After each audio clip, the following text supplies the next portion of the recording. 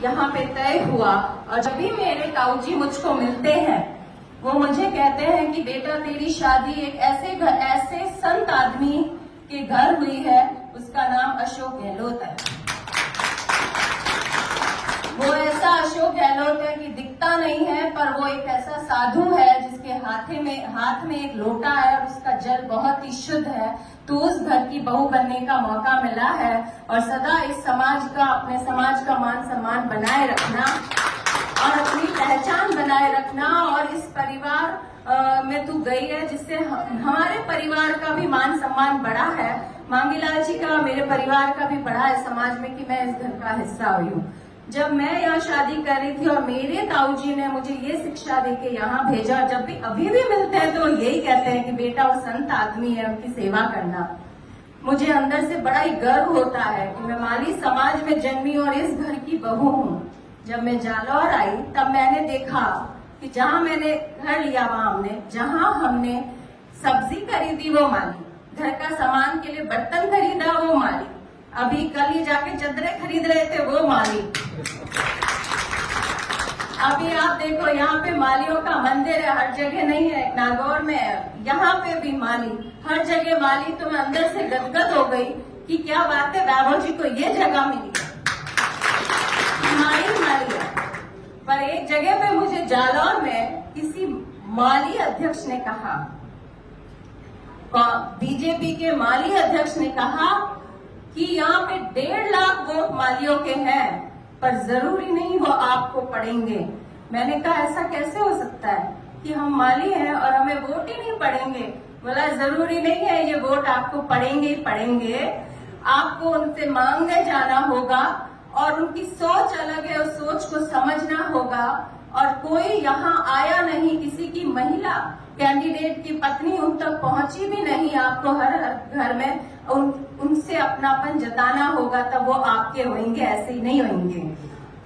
पर मैं आज आपको कहूं, जब मैं वैभव जी के इलेक्शन में घूमी थी जोधपुर में, गजेंद्र सिंह शेखावत के सामने वो खड़े हुए थे, जब मैं बीजेएस कॉलोनी एक राजपूतों की, मैं वहां कैंपेन करने गई थी, वहां के एक आदमी ने मुझे कहा, राजपूत था वो, मुझे आप समझना ये बात ये नहीं है कि मैं आज वोट मांगने आई, ये समझना हमारे समाज के लिए है जरूरी।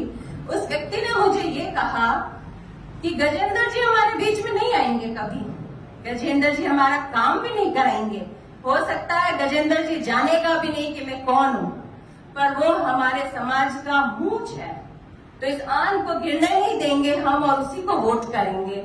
तब मैंने सोचा कि इस समाज में कितनी जागरूकता है अपने व्यक्ति के लिए, कि उसको आशा ही नहीं है कि वो मेरा काम करेगा, मेरे घर आएगा या मुझे पहचान रखेगा वो समाज के।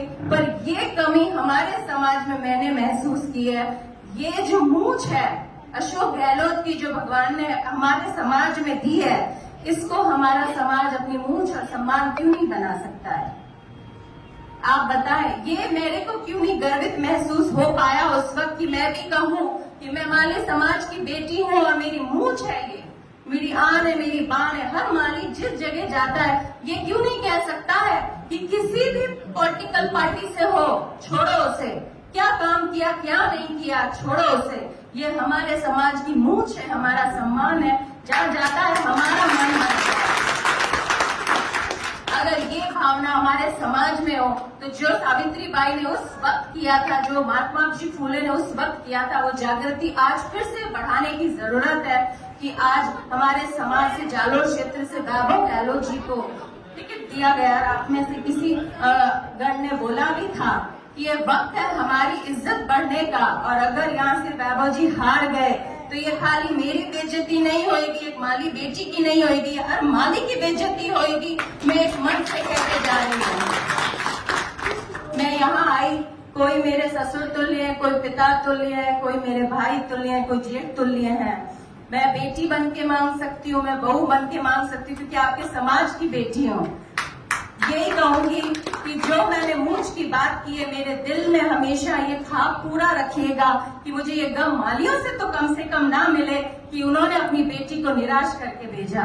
उसकी जगह से, उस जगह से, जोधपुर से नहीं, उस जगह से जहां पे सबसे ज्यादा संख्या मालियों की है, इससे ज्यादा और क्या कहूं मैं।